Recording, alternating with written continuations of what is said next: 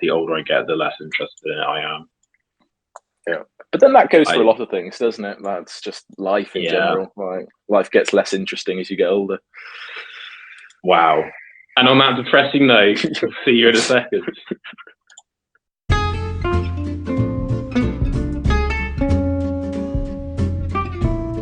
Good morning, welcome to the Hobby Breakfast Show, kicking off your morning of wargaming chat. So you can find us as always over on Spotify and the YouTube channel, which you're probably listening to us on. Anyway, your host this morning, as always, are me, Onod. We've got OT. Hi guys. And we don't have them there. I said we have your host as always. Good riddance, I say. Well, I don't know. I mean, he's with us in spirit, and obviously, I think he would actually rather be with us than let us do our own thing. Because we've deliberately recorded this when he's on a flight, so that he can't interrupt. yeah. Just really making sure that we don't disrupt his holiday due to his paranoia that we will have. I don't know what he's concerned about, but he was very adamant at one point that he wanted to do it from Italy.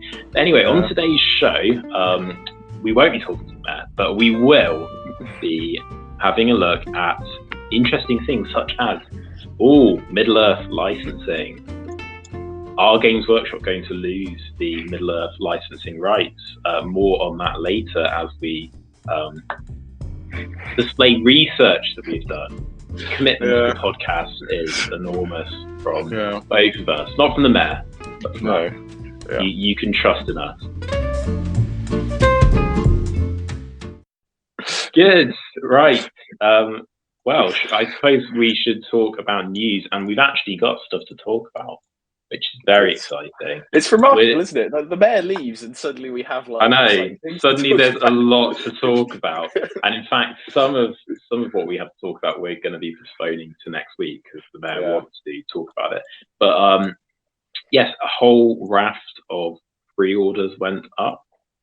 So you can currently pre-order, or if you're listening to this in the future, which realistically you're probably not, but the one person that does listen to this after this has already been released, Battle of the Skiliath is up for pre-order and will be shipped to you with the vague promise of before Christmas.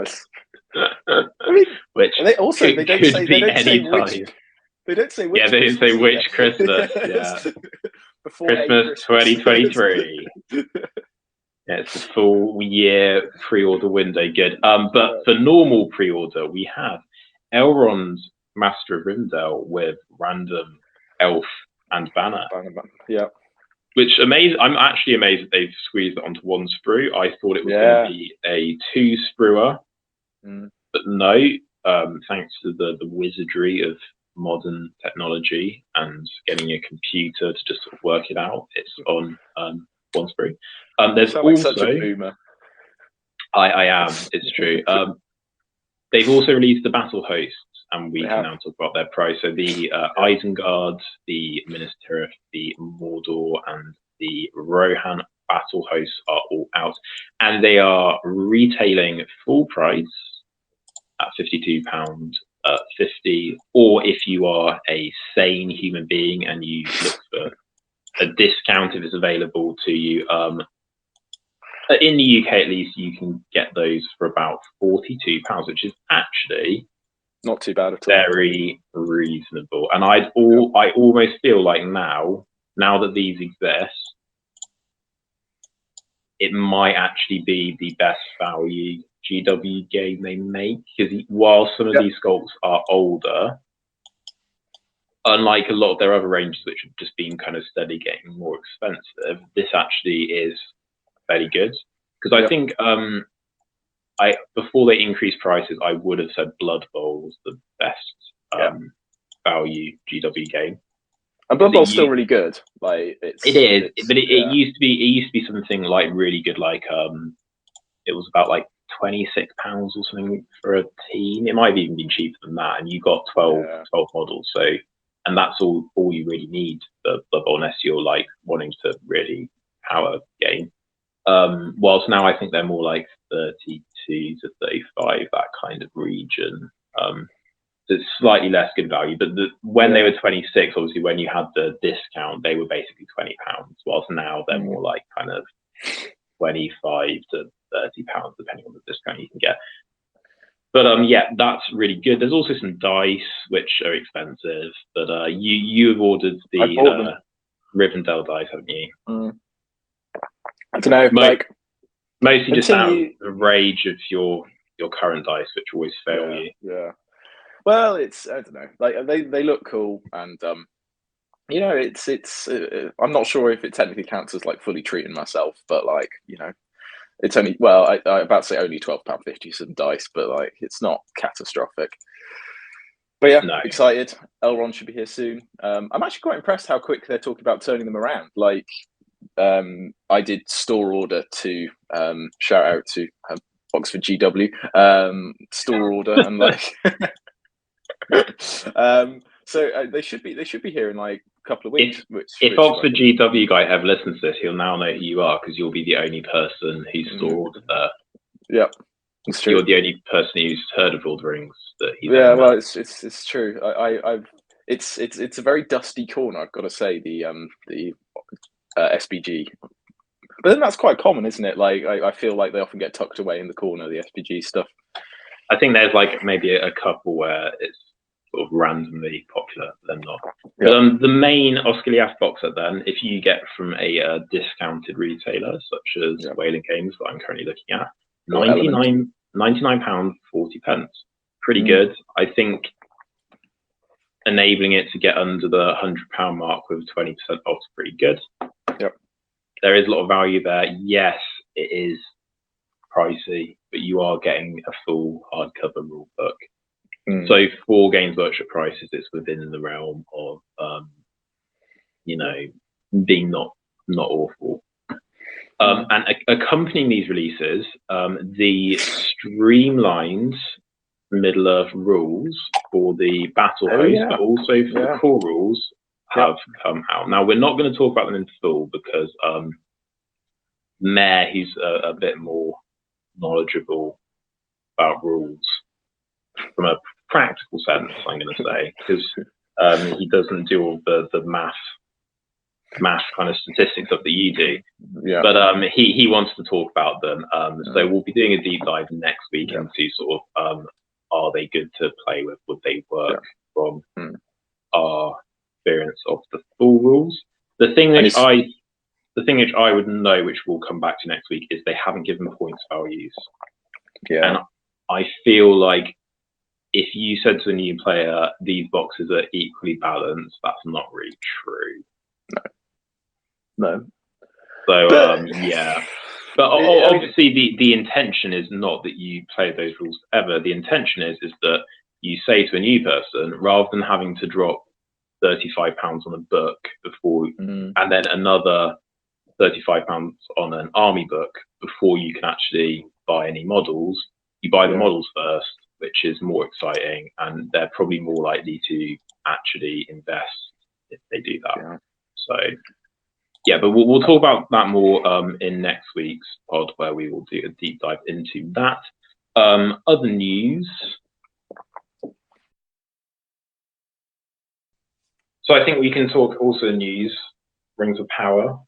I guess we're kind of looking at maybe every week we can briefly go through, and then I think at some point we'll have to do like a full chat.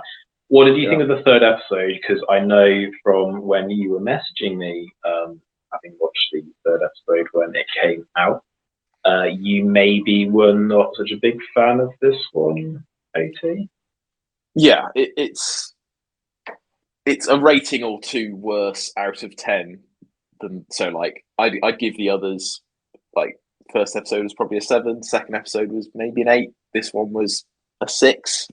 I don't know, I think I'm just really struggling to engage with the Harfoot storyline. Like, to me, it feels like a bit like filler. I think this episode suffered a bit for not having like Elrond in. I think he's been really good so far. Obviously, like it didn't he didn't naturally fit in, so that's fine. But I think Elrond for me has definitely been one of the better bits about the series so far. I liked Elendil. I thought Elendil was good. I think he has been my favourite part of Galadriel's story so far. I think Harbrand's pretty interesting. Like I've seen a few theory videos about what he's going to end up being, and like I think I can definitely see him being like a man with good intentions who gets corrupted, and I think that would be quite a good storyline. So yeah, that makes sense to me. Yeah, and I wasn't because you were kind of fighting. You didn't really massively like Galadriel's storyline the first 2 episodes, and I didn't think it was. I don't think it was stellar, but I think it was more interesting maybe you thought. And I think it's really picked up now, and I actually think that the Numenor plot is probably the one that I am perhaps now enjoying equally with the Dwarven plot. Obviously, the Dwarven plot, like I won't spoil it too much to you because obviously you haven't read the Silmarillion stuff. But the Dwarven plot is basically leading to the construction of the rings, and the Numenorian plot is leading to the whole of the Elendil is eventually going to become king, which you already know because he's king in the opening scene of the Lord of the Rings movie. I don't mind the Harfoot story as much. I think maybe I have like a bit of a higher tolerance because I just quite enjoy Hobbit, and so I don't mind kind of sitting and watching it because I find the whole idea of like the halflings quite entertaining as is. Yes, it's definitely a slower plot, but I don't think it's awful. I quite like the way the orcs are being done. Yeah, I think we both found the elf whose name I've forgotten, the one who's been captured, a little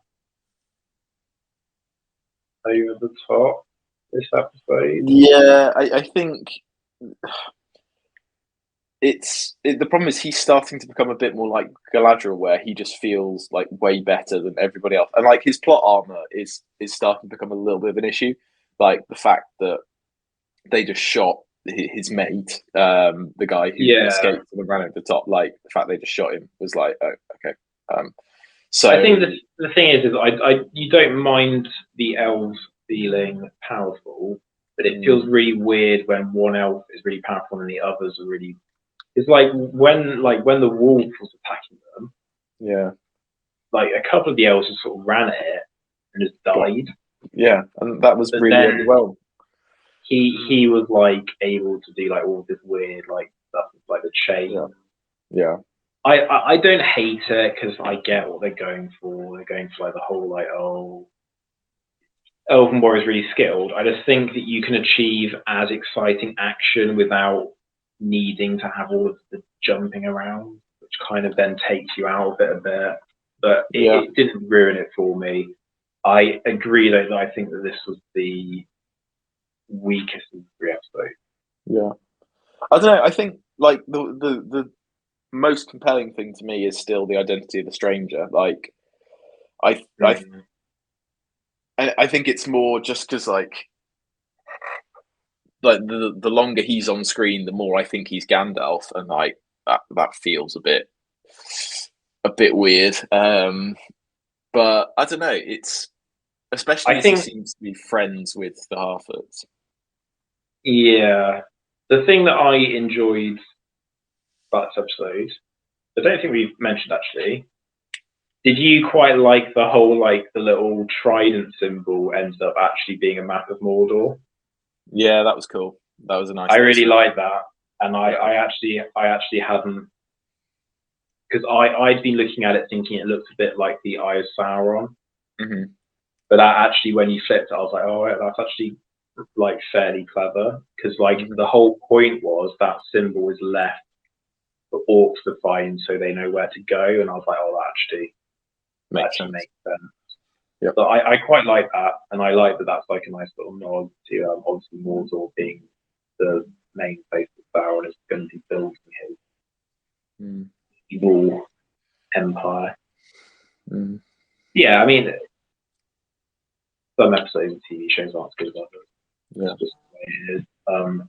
I like the numeral plot. I just wish that the Mordor plot had maybe just got more straight to the point. Yeah.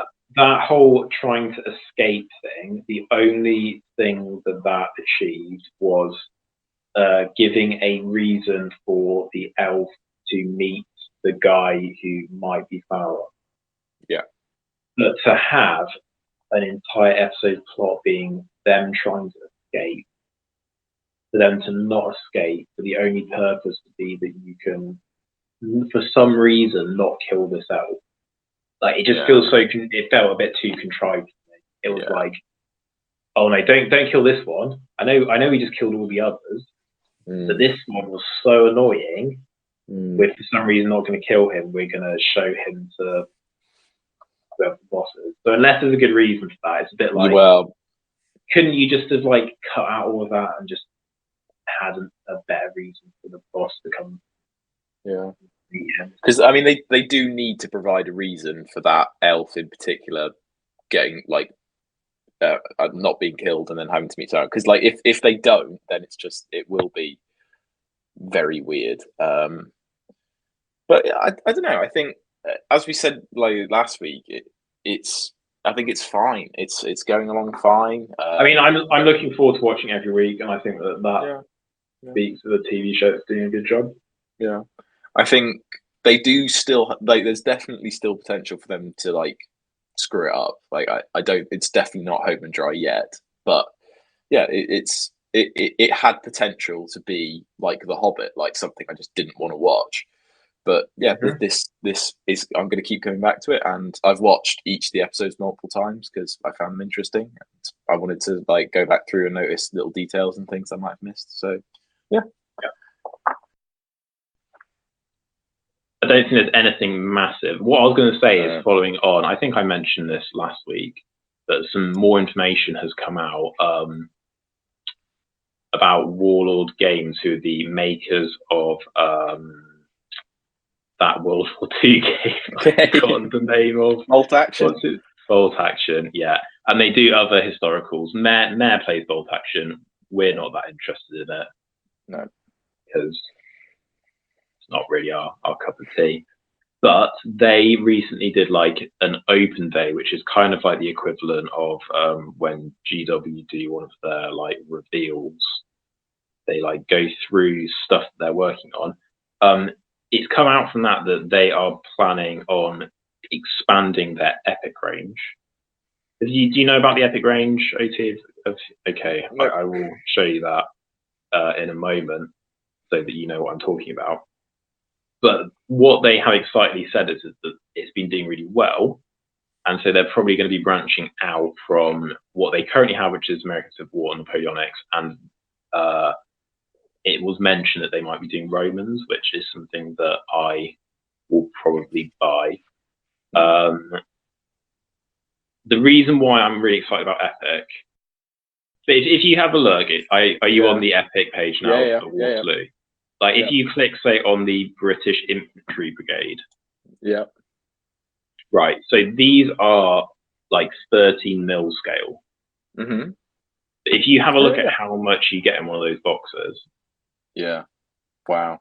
So that's £26.50. You can get these at places like Wayland with the same 20% off you can with GW stuff. Yeah. And when you start looking at like how much you get, yes, it's a smaller scale, but this is plastic and you are getting a lot in these boxes. Mm. And essentially, I've just been waiting for them to actually do a time period that I'm interested in because I'm not really interested in Napoleonics that much, and I'm not interested in the war. You hate the American Civil War. I hate the American Civil War, as was established last episode, yeah. But doing these in Romans would be really cool. And what they specifically mentioned was the Punic Wars between Hannibal and Rome. Oof. Which, interestingly, I actually wrote a blog post about this, like about 8 months ago. Wow. So what I'm basically saying is that they have stolen my idea. It's like our Pokemon game as well. Do you remember the IP thing we came up with? Like, the IP thing. Yeah. Basically, someone needs to pay me. Yeah. But yeah, I'm really excited about that, and yeah, it's probably not going to come out anytime soon. But when it does come out, I will be buying into that. I don't know if I do Romans or Carthage. I'll probably try and peer pressure you and the mayor into doing it as well. I have to say, like a mini scale elephant, that would be cool. Mini scale elephant would be cool. The other thing that because obviously the thing about having small miniatures is the way that they do the game is that they just have small miniatures so you can have more of them. So they still expect you to play this game on like a massive table. You just switch out like 8 big guys for like 80 little guys. But what I've seen people doing online is just chopping those units in half. Okay. So you just get like a scalpel. You just like cut the line of troops in half, and then you just mount them on a smaller base, so you can play actually with like smaller groups on a smaller size. And I think that's the way to do it, because then you can get a lot more value out of these boxes. Because it was when we were talking about Watra, wasn't it, where we were saying that like one of the mistakes they made was having the scale just be a bit too big for like the number of guys they were looking for. This idea is essentially the same as War Master or Battle of 5 Armies. It's slightly bigger, which I think is probably better for painting, but it's still small enough that you can have those strips. Yeah, yeah. It looks like on the minis you can get decent detail as well. Like based on... and they're not so small that they're impossible to paint. So yeah, I'm excited for when they release Romans and Carthaginians, and I will definitely be buying it. I don't know if I will get the big box. I probably won't. I'll probably do a smaller project because I won't have the patience to sit and paint 1,000 tiny little people. But yeah, so that's the only bit of news I thought we'd mention, just because I'm fairly excited for that. Do you have any other news you want to go through? No, I think Glorfindel sold out again, but nobody's really surprised by that. I bet they wish they made them plastic now. Oh, it would have been so good if it'd been plastic, but yeah. Forge World resin is really nice, and actually, he's not that he's only like what £2.50 more than Elrond is. Yeah, but you also get a banner bearer with Elrond. You don't get a banner, but oh well. It's not like you're buying Elrond for that banner. That's just like a token. Yeah. Well, I mean, also in the list I'm planning to run him in, I don't have any foot models, so I guess maybe a dismount for my banner. But anyway, that's pretty much for me. Good stuff. We'll move on to hobby then. What have you done? You have actually done as always. You are going to be carrying this section. You've done some hobby, haven't you? What have you been up to? I'm holding it up to the camera now. Wow. This is my the listeners won't be able to see it. Okay, we need to do a description. I'm painting, starting my Riv Knights. I've basically spent all week on this one model, trying like loads of different things. I'm pretty happy with him. I think I'm going to try and do some highlighting on the cloak. That'll be the final bit, and then it'll be done. I'm not happy with the horse. Like I'm kind of goofed up. The horse, but horses are really difficult to paint. I find, especially when you're just starting out, because you've only ever like painted about like 5 horses, haven't you? Yeah. Well, and some of those are the Morgul Knights who are just coming off anyway. So true. Because I kind of avoid horses at the moment just because I don't really like painting them, and I have more experience painting, but I am somewhat at a stage where I kind of stick within my comfort zone. But they've just got like big flat areas which are quite difficult to know what to do with when you're just starting out. Yeah, I think I'm going to try doing a bit more dry brushing on a few areas, but like I don't know, it's hard to like find a color that would look good with like some highlighting using dry brushing on like different areas. So like I think I tried painting them sort of a grayish color, but then as soon as I did like any kind of wash over the top, it just looks black. So like you might just need to bite the bullet and just have a go at like some proper highlighting, going back over the grey and leaving the black in the recesses. Yeah. But I think don't know, I'm really happy with the models. Like the sprues for Riv Knights are really cool, and like you get so many different options. I think I'm going to do most of them normal, then I'll have one with a banner. So actually, by the end, I should be in pretty good practice painting them. But would definitely recommend the models to anybody who's looking to collect them because they are really cool. Good stuff. Yeah, I have done a bit of hobby this week, but not any painting. I've been mainly constructing miniatures for my next project, which I think I will talk about now because I am actually starting it. So what I am going for is I wanted a Shire army. Yeah. But I didn't want to paint like 80 hobbits. Partly because they're so expensive, and partly because I just don't want to paint that many. You're not a big painter for loads and loads of models. I like painting, but I'm very realistic in that I know that after I've painted about 20 models, I get bored of the project and I start painting something else and I never finish it. Yeah. So like I either have to do have lots of projects at the same time so that when I get bored of one, I can go back to another, which is kind of why rotating carousel of shame. Yeah, rotating carousel of shame. Or I just have to kind of say I'm only going to have this many, which is why I like kind of the smaller games and games where you can paint like one model and that actually has an impact when you like include it, and why I don't tend to gravitate towards games like 40k where I'd have to paint like 60 identical blue Space Marines, which is kind of my worst nightmare. I'm actually pretty confident that the Isengard army is probably the largest army I've done to date where I like properly painted it, because I painted. I'm doing little air quotes here.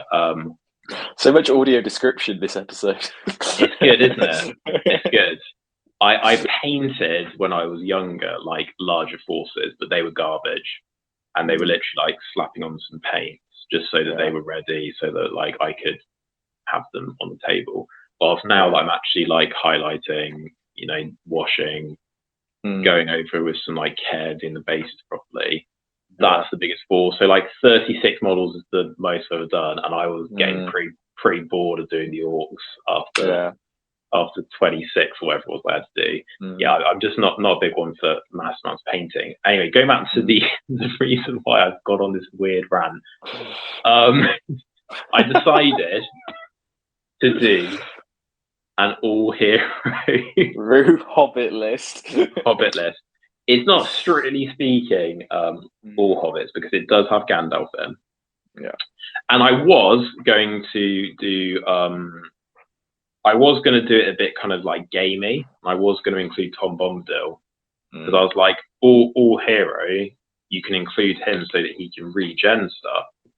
But then I was like, actually, whilst that is like maybe a better way to use points than bringing like just more of the rubbish Hobbit heroes. Actually, I was like, I want to do something a bit more themed. And so what I came up with was a list themed around Bilbo's party, which I'm pretty happy with as a theme. I think it's going to be quite cool. I think it will. But what I've decided to do is to tweak some of the hobbits to be slightly more party appropriate. So what I've been working on this week is converting Frodo and Sam be out on the lash. Yeah. Because you've taken the Mount Doom ones, haven't you? I've taken Mount Doom because they're very easily accessible and they don't have the cloaks on. Yeah. And obviously when the Mount Doom skulls have like their shirts untucked and stuff. Yeah. So I'm using a bit of a modeling putty just to fill in some of the like bits where they're meant to have holes in their clothes. And the sculpt for Frodo is him holding up the ring, like just as he's about to not drop it. But when he's in that moment of he's about to drop it in the books and the movies, and I've actually had to completely cut off his arm. Wow. Because originally, when I was looking on the website, I thought I could just cut off his hand, reposition the hand, and put like a glass in it, essentially, so that he's like holding it up, going like cheers. But then when I actually got the model, I realized that his arm is much more elevated than I think I'd realized. So I've actually had to amputate, reposition the arm, and then reposition the hand. So I'm currently in the process of reconstructing the shoulder using some modeling putty. It's ended up being a little bit more work. Sam is a lot easier because Sam is already he's holding like the water in.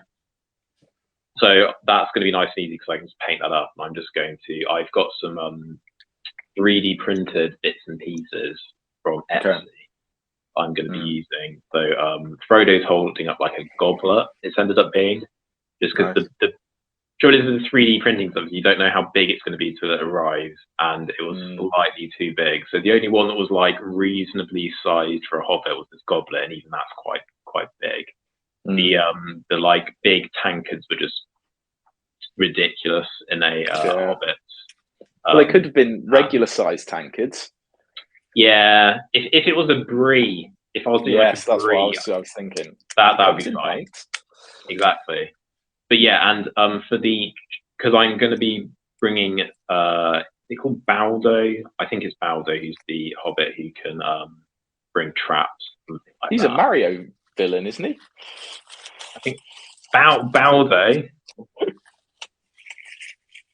Maybe.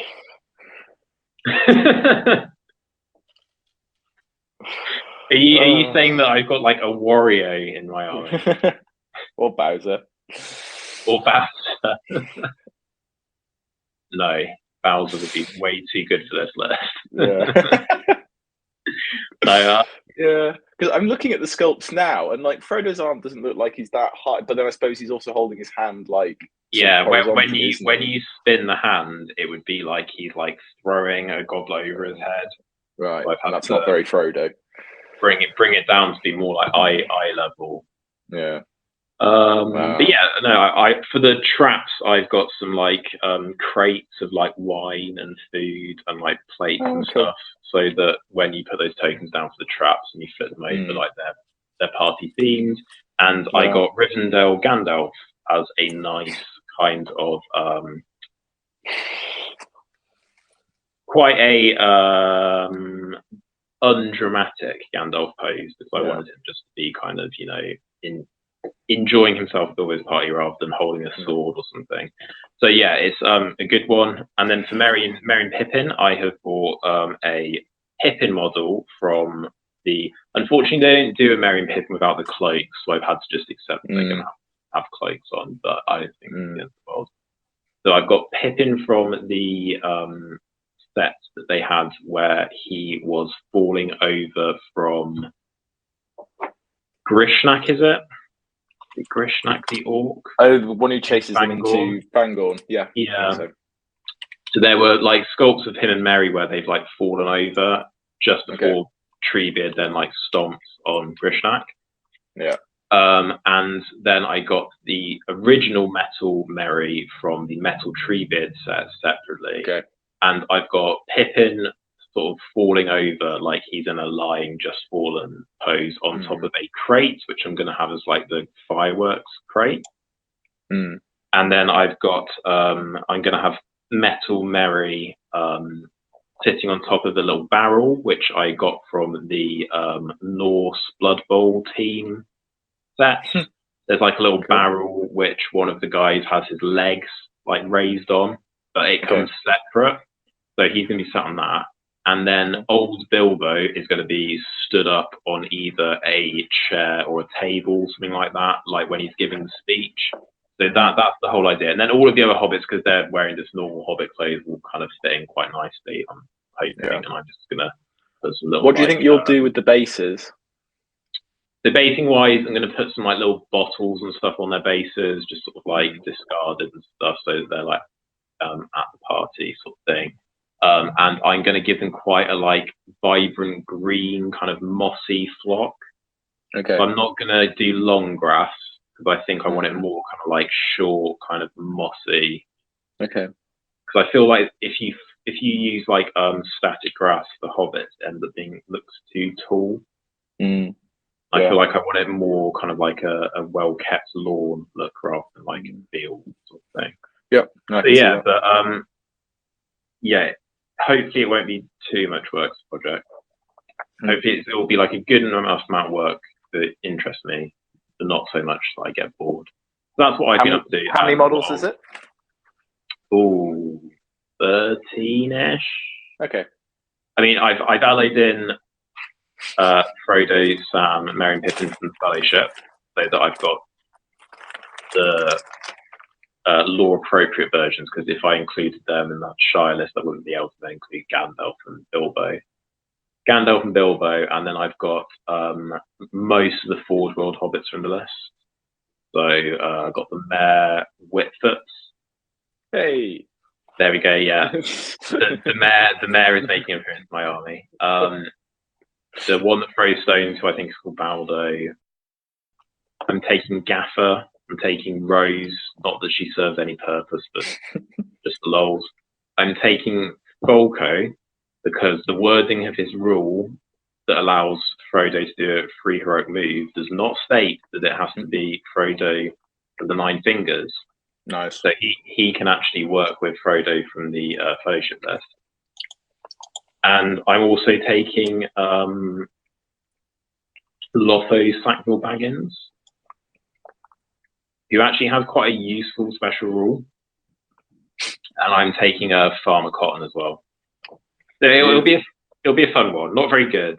No, it's 600 points. I think it worked out. So they're going to get absolutely stomped in the vast majority of scenarios. But I think there will be like the odd occasion where Gandalf and all of the various interacting special rules will pull out some sort of weird shenanigan which shouldn't really happen, and they might scrape like a draw in like a very niche scenario. They're not going to win Reconnoitre, that's for sure. but yeah, I'm just doing it for fun, and yeah, it'll be good. And I'm probably going to end up getting a few of the Shire Warriors, because I would quite like to maybe look at doing some of the Scouring the Shire scenarios. But I think that will depend on how enthusiastic I still am for that once this project's done, as to whether I continue through it, basically. So that might not happen. I will probably actually be moving on to do line ramping, because that's something I'd like to do. But yeah, that's what I've been working on. God, we have spoken for bloody ages on news and hobby. So let's quickly move on to what we're actually talking about. I'll cut lots of that waffle, I think, is the How long was that? How has this become longer without Mayor? This is why we need Mayor. We need him. It's because Mayor sits there stoically listening to our shit, and then like Mayor's judging looks make us move on, because we know that he's bored. Yeah. But right. Anyway, yes, we're talking about licensing first of all, which I think. I did some research on this, and it's actually really interesting. What's happened with the Lord of the Rings and Hobbit licensing very recently? It was just bought back in August. Unpacking this, I'm aware that a few people have probably discussed this, but to my knowledge, nobody has really done like a deep dive into what this group actually owns and everything like that. So, should we do a quick run through then of what we've found out? I think as a starting place. So back in August, it was announced that the organization known as Middle Earth Enterprises, who are responsible for licensing for Lord of the Rings and The Hobbit, so not strictly speaking actually Middle Earth, Yeah. Because the Tolkien estate actually retains exclusive rights to the Silmarillion and extended works. Yeah. Only Lord of the Rings books, the appendices to those books, and The Hobbit have been released. Now, Middle-earth Enterprises held, and still does technically hold, the rights to films, any kind of games, be that video games, board games, card games, role-playing games, basically anything you can think of that could be interpreted as some kind of gaming experience. Merchandising, so stuff like if a Funko Pop is going to be made, then licensing needs to be paid to Middle-earth Enterprises. And kind of like a weird one, which I feel like has been thrown in, theme parks. I'm not aware of a Lord of the Rings theme park. I assume that those licensing rights were just like bought from the Tolkien estate when the movies came out on the off chance. I guess technically the Hobbiton in New Zealand, the movie set, probably licensing comes under theme parks or other experiences.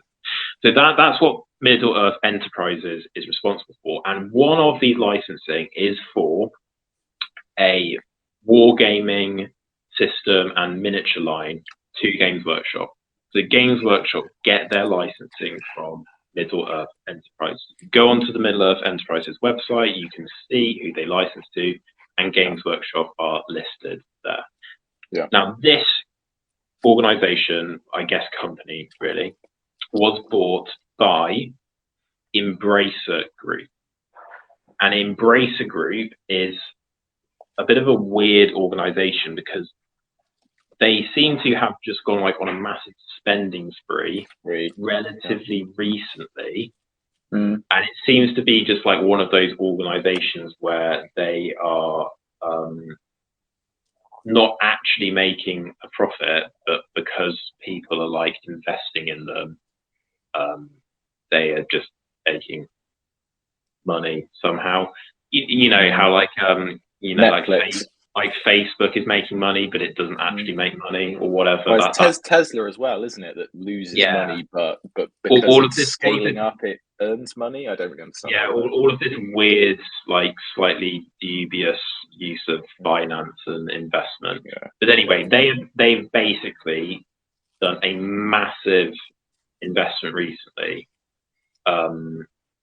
into loads and loads of different organizations, and they're very focused on video games, tabletop games, and entertainment, basically. Forms of entertainment, that's what they're after.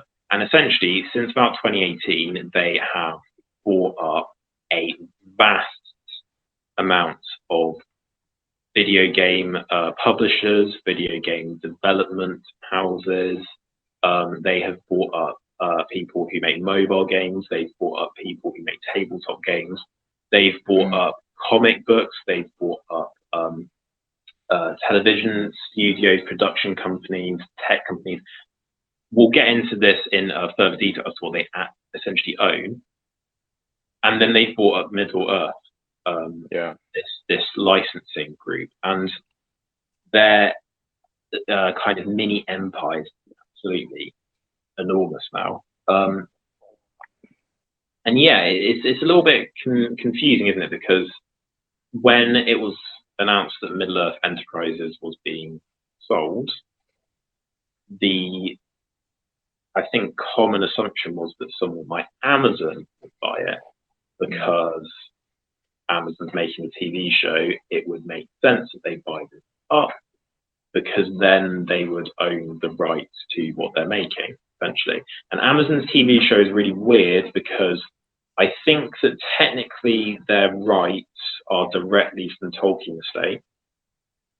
Yeah. However, they then also entered into an agreement with New Line Cinema and Warner Bros. To use the same imagery as the Peter Jackson films. And New Line Cinema and Warner Bros. Get their licensing from Middle-earth Enterprises.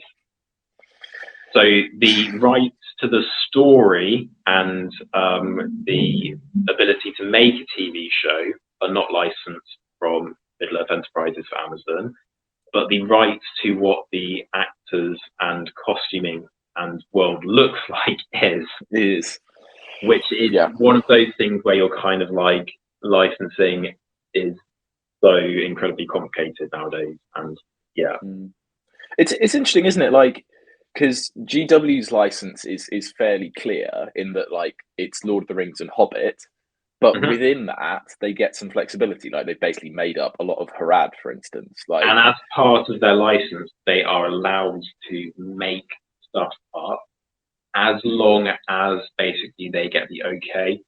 And supposedly there's this story which kind of gives you an insight into how licensing works there, which Adam Troke has told. Whether or not this is true, or whether it was a bit of a joke, whereby Games Workshop weren't allowed to use the name Camel the Easterling. That name never appears in Lord of the Rings of the Hobbit, but it does appear outside of those works. Yeah. So when Games Workshop wanted to release Camel the Easterling, they went to Tolkien Estate. We are releasing Camel the Easterling. Either you allow us to use this name and you just accept that, you know, it's okay and that it's not going to be a massive issue to your licensing for us to use one name, or we're going to call it Bob the Easterling. Now, whether or not that's true, because that sounds like the kind of thing which probably it didn't actually go down exactly like that.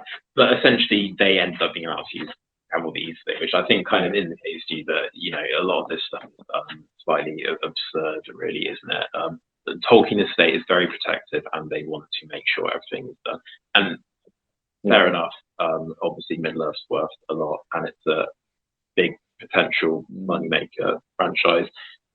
And there are certain elements which they want to protect, I guess. But then, like, there are lots of changes going on with the Tolkien Estate recently, aren't they? Because, like, Christopher Tolkien resigned in late 2017, I think, when I looked earlier. And the guy's pretty old, isn't he? Yeah, I don't know. It does seem like they're just like there is going to be a lot of change, because of course there's going to be with the Amazon show coming out and things like that. Like, if you're talking about 5 seasons of the Amazon show, there's definitely going to be a market for a card game, a video game, something like that. And some people won't be happy with that, and I think for those people, you know, you just gotta like have a bit of respect on this. It's story, it doesn't matter too much. The books will always exist in their original form. Like, you can, if it really matters to you, it's not canon, is it? But there you go. Some people obviously get very worked up about that. Yeah. But anyway, let's get more into Embracer Group. Who are Embracer Group? They were originally part of kind of THQ, and then they had a rebrand. So it's a little bit complicated as to kind of who exactly they are. But essentially, they, in recent years, have bought up an enormous amount, and they have a lot of subsidiary companies that they own. And essentially, all of these different subsidiary companies just exist really on their own and seem to just carry on with their own thing. But there are some interesting trends which I think will point out in terms of acquisitions and what they now own. So in the video game market, they own some pretty big developers and publishers, and therefore some pretty big franchises now. So I picked out some of the larger video game publishers or developers that I've certainly heard of, but these are by no means the only ones. But they own THQ Nordic, who have made games such as Darksiders 3, Destroy All Humans. They made the recent reboot of SpongeBob Battle for Bikini Bottom, a random one. But they've also they own things like Titan's Quest, which is a very popular old school CRPG. They own Saber Interactive, who have pretty much worked on most Halo games since the original trilogy. So things like the Master Chief Collection, Halo Combat Evolved, they've had Saber Interactive working on them alongside, is it Studio 343 or something? I can't remember. But they do a lot of work on the Halo franchise. They also work with NBA.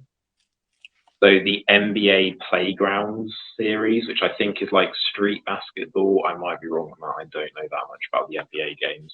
But that's developed by Saber Interactive.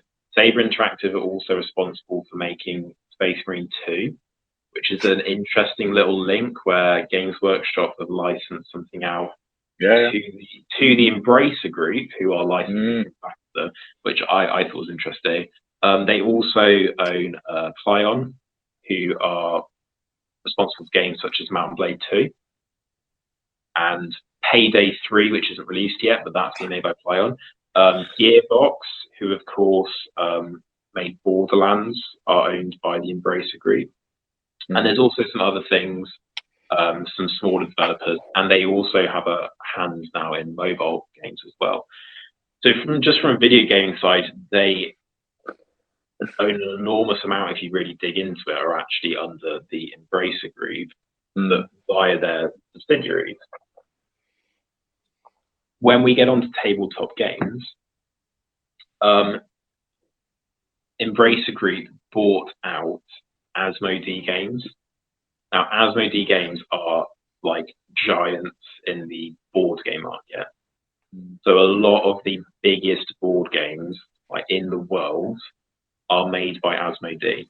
We're talking Fancy Flight, isn't it? They do Fancy Flight are owned by Asmodee. Asmodee bought Fancy Flight Games, and then Embracer Group bought Asmodee. But Asmodee are responsible for games such as Carcassonne, Catan, Dobble, Jungle Speed, Pandemic, Ticket to Ride. Like literally, like if you like go into like a shop that sells board games, like if you go into like a Waterstones in the UK, most of the board games they sell are probably made by Asmodee. They're enormous. Asmodee bought out Fantasy Flight Games, who were the original company that were making the Star Wars tabletop games. So Embracer Group now own X-Wing and Star Wars Legion. Do they do Armada as well? I feel like Armada they have stopped producing. I'll double check. I could be wrong on that, but at least it's not one that they're focusing on their website when I look.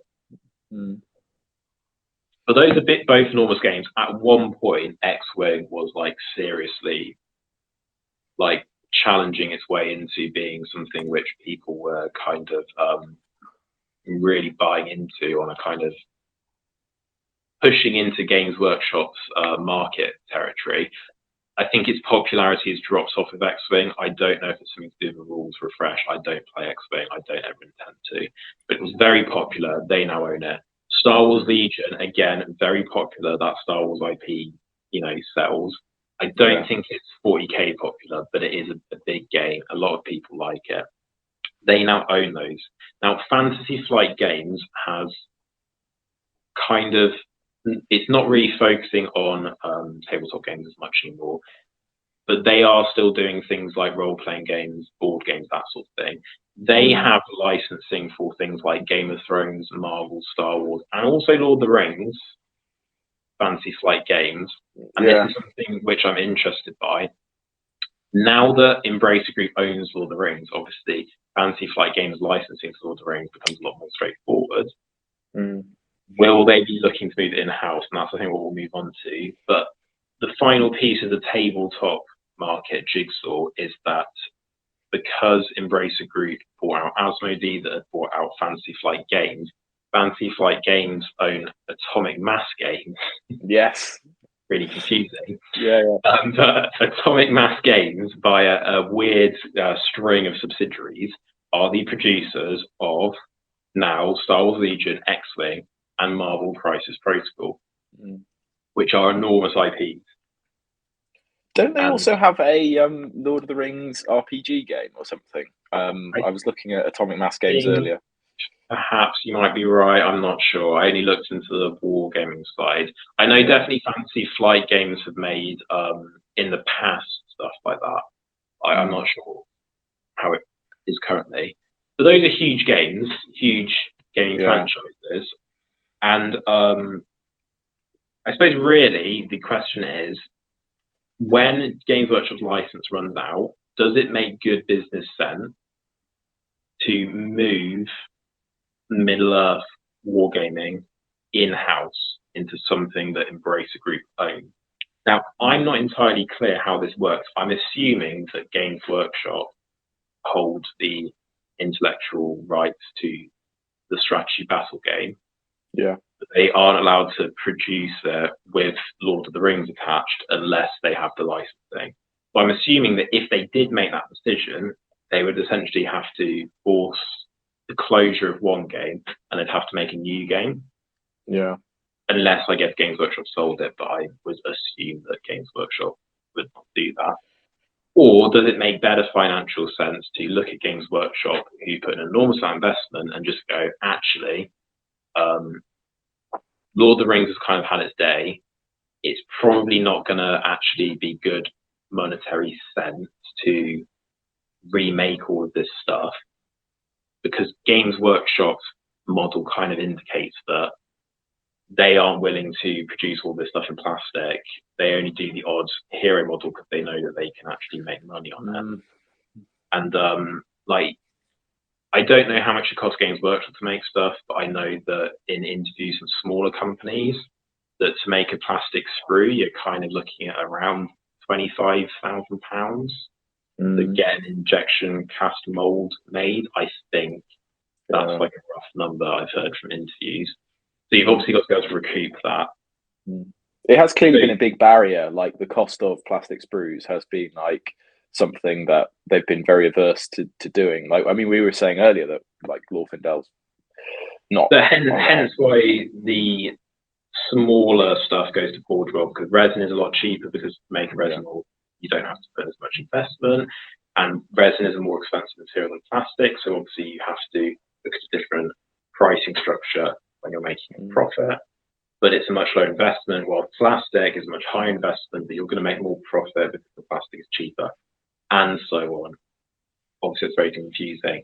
But the final kind of piece of the Embracer Group jigsaw puzzle is other entertainment things they own. So they own comic book rights for things like Star Wars, Indiana Jones, Avatar, The Last Airbender, Planet of the Apes. They also own some like fairly major TV and movie stuff. Like, I picked out a couple, like the Umbrella Academy TV show on Netflix.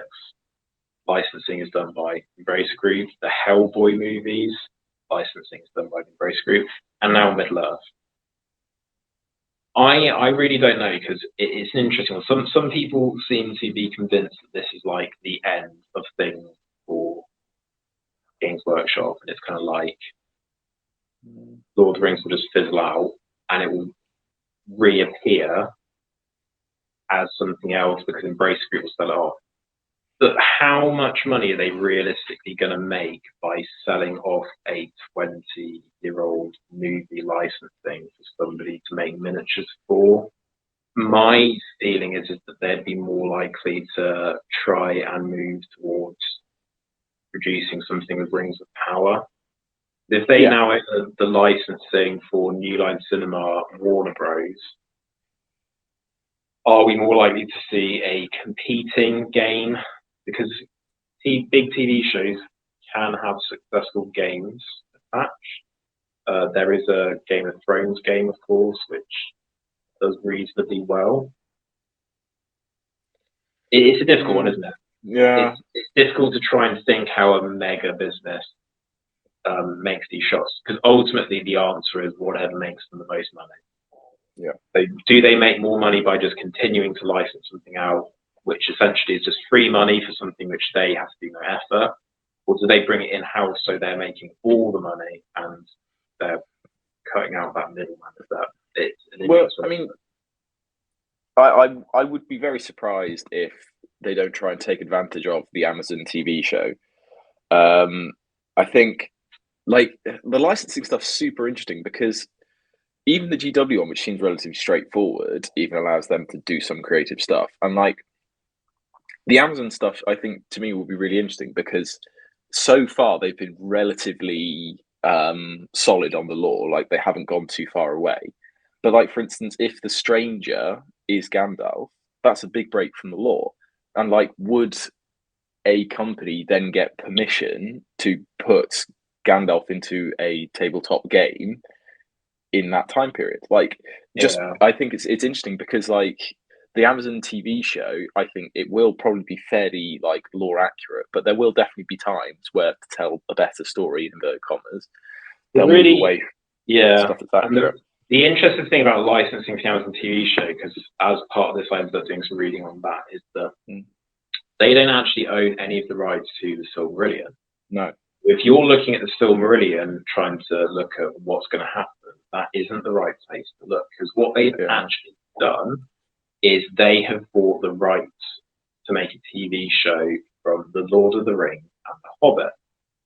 And then what they've done is they've gone, Tolkien has lots of sections where characters talk about stuff that happened in the Second Age. So, for example, when you are following from Frodo's perspective and they're in Rivendell, some of the elves sing songs about stuff that happened in the Second Age.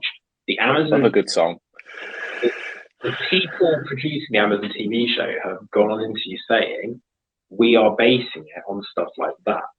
So they reconstructed essentially the entire story from the Silmarillion just from things actually spoken about in Lord of the Rings and The Hobbit, which I think is where perhaps some things in the Silmarillion, which everyone's going like, kind of like, oh, this doesn't seem exactly right because in the Silmarillion it's this. But they might not have that information in Lord of the Rings and The Hobbit, so therefore they don't include it. Now, having said that, I don't think that they are allowed to directly contradict something in the Silmarillion confusingly. Even though the licensing isn't based on it, I don't think they're allowed to go like Sauron is now a good guy and just he's just misunderstood. He just misunderstood. They're not allowed to completely change it, so it's got to remain consistent. But they aren't allowed to directly take elements from the Silmarillion and put them into the show. So they can't use things from the Silmarillion, but they're not allowed to contradict it, I think. But even that's super interesting. Like the idea of trying to, like, I suspect it's deliberately vague from their perspective, so they can, take a bit of creative license. And exactly, and that's cool. That I think actually that's why it then works, because they aren't constricted by a super like this must happen in this order. They are working on major plot points that mention Lord of the Rings, which they can then adapt to how they want to do them. But then, like a tabletop game, a tabletop game, like if it's based in the Second Age, like Rings of Power is, I think it, like, I mean, unless you specifically license it, I guess, to the Amazon show and call it Rings of Power or something. Here's the interesting thing. I'm not sure that you can make a tabletop game for Rings of Power whilst Games Workshop holds the right. Oh, because it's Lord of the Rings and The Hobbit, and that's what they're licensing. It's Lord of the Rings and The Hobbit, and that's what they're licensing it from. And this is where I think it gets the web of confusion becomes more so. Because GW have it, but GW have the rights to make models from the Lord of the Rings and Hobbit movies and books. Yeah, because they make stuff that isn't in, like Glorfindel is not in the film. He is in books. I'm not sure how that works because, like we were saying, the Rings of Power doesn't get its rights for the story from Middle-earth Enterprises, as far as I can tell. No, I don't think it does. I can't find any information online that says it does. But it definitely does get its rights for the look from New Line Cinema and Warner Bros. Games Workshop's license, though, is working with New Line Cinema and Warner Bros. For the look of the films. So I'm not, like, in this very confusing web, I'm not sure how it works if somebody wants to make miniatures of the Amazon TV show, because though technically GW have the license, and this is where you have to look at dates, and we don't know about the dates because they don't disclose that kind of information. But we know that Games Workshop renewed the licensing around 2018. Sometime around then they renewed it. We don't know how long for, but based on previous renewals, probably 10 years. So if we assume they have it for 2028, and we assume that Amazon are going to pump out a series of Lord of the Rings every other year, or maybe every year, it's difficult, isn't it? Because they're so expensive, and I imagine time-consuming film to get that quality look. Yeah. Because like if you look at like some of the Marvel shows where they're like really pumping them out, they don't look that great necessarily. Whilst Lord of the Rings looks like phenomenal. Yeah. Like it looks better than the Hobbit movie, sure. And obviously Lord of the Rings was produced a long time ago, so it does look better than those. But you know, it's had to me, similar kind of care and attention put into it. The Lord of the Rings movie did. Can they afford to wait for Games Workshop's licensing to run out if, for example, they've already released 3 seasons of the show? But of course, all this is speculation because I have no idea whether you can license now directly with Amazon to make a game, and you can create a separate license where you say that people are only allowed to specifically produce something based on the TV show, because then that doesn't contradict Games Workshop's license of having Lord of the Rings and Hobbit. It's all very confusing, but essentially you kind of wonder, is Games Workshop safe just because they're going to hold the license over the most profitable period, and so therefore if Embracer Group and Amazon want to make money out of it by doing stuff like this, they're going to have to work Games Workshop. It's just to what extent they want to capitalize on the early, like I think you're hinting at, like the hype of the early years, because I think in GW, it's no coincidence that their releases are happening when they are, like the pre-orders and stuff. Like they're definitely, and that Elrond miniature. I mean, that Elrond miniature coming out, this week, that's clearly deliberate. Yeah, and I think that's quite savvy. It is, yeah. It's very savvy, and it's just whether or not, like, I mean, the one option is that Embracer Group maybe license it out to GW, and like they get them to produce miniatures for Rings of Power, and like they work together to do it rather than trying to create opposing games. Yeah, but I think whatever happens, it's going to have to be a really complicated licensing deal. Yeah.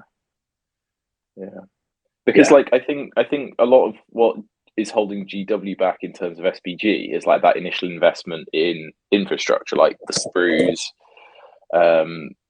like especially for plastic models, like that's something that has been a barrier recently. So like if they could get that money from Embracer, like that would definitely be a barrier removed, and like GW already has the infrastructure in place to support like the like Rings of Power models coming into the game. Like they've already done it with the Hobbit, and there's no reason, I don't think, that you could just add Rings of Power to the Hobbit and the Lord of the Rings. Yeah. What I just want to quickly raise just before we move on from this, because I think it's really interesting. Have you seen any Rings of Power merchandise? No. No, I can't think of any. However, if you go and look at like Funko Pop, they are already producing House of the Dragon Funko Pop miniatures, which have gone on pre-order, and they're like Game of Thrones is currently, I would say, in a very similar position to Lord of the Rings, where they are bouncing back from something which wasn't as popular with the fans, because the Hobbit films were not as popular, I think, with Lord of the Rings fans. Yeah. I think they created their own fan base of people who liked them for what they were, but I think Lord of the Rings fans tended not to like them as much. And Game of Thrones had very successful, I think, 5-6 seasons, and then I think most people didn't like the ending. So their franchise-wise are in a similar position. No Rings of Power merchandise. And if you type into Google Rings of Power merchandise, I can't find anything that shows up. I think that's really odd. That you would produce how much money have they put into this? Isn't it something ridiculous like $1 billion or something? Well, Amazon. Well, they're talking about production costs being, I think it's $500 million a season or something. So $500 million a season, and they're going to make 4 or 5. So it's. I think the total budget was like 3.5 billion or something for the whole thing. You would think to recoup costs that they would be pumping out as many Funko Pop and T-shirts and tea towels and like whatever other crap, like a sandwich toaster that produces Galadriel's face on the bread or something. all of the usual guff you get. That, losers like us inevitably buy. None of that. Which, again, speculation, but that suggests to me that the licensing rights for the actual merchandising of Rings of Power isn't something which Amazon controls. And that makes me feel like, therefore, you can't make merchandise Rings of Power without Middle-earth Enterprises and New Line Cinema and Warner Bros. Saying it's okay, which then leads me down the line of thinking that you can't make a miniature game without them saying okay, and therefore Games Workshop being okay with it. So if anything is going to come of merchandising, does that mean that everyone has to be okay with it? So I think ultimately to the question, does this mean that Middle-earth SBG is going to die? I think the answer is actually no, because I think the licensing is so complicated in the way it's tied up that actually Games Workshop has weirdly ended up in a position of having some sort of weird power, because they're going to retain the license whilst Rings of Power is being produced, and so therefore I don't think that it's actually feasible that a competitor can really do anything unless they hope that they can release an entire Rings of Power thing after the license runs out and it will still be popular enough. But obviously that is all speculation. It could be all nonsense. Right, so there we go. We've gone through the licensing. And I think probably not the end of SBG, but it's all very complicated and very difficult to say. If anyone comes saying they have the answer, essentially I think the takeaway is that they don't. It's too difficult to say. Good. Right, so I think next week we're going to have a look at those starter rules. So all of the new Battle Host boxes have had profiles released, and then there's like a slimmed down version of the main rules that we will run through, and hopefully we think there's going to be back from holiday in time. If not, we may end up doing it the week after, and me and OT might end up rambling through something again next week. We'll probably probably not. We will probably also, I think, finish off Gondor at War Legendary Legions, because there's only 2 left, and they're probably not going to have a vast amount to say, because they're both fairly small Legendary Legions in terms of what they're made up with. But I think that we'll probably talk about them as well. Yeah. Brilliant. Right.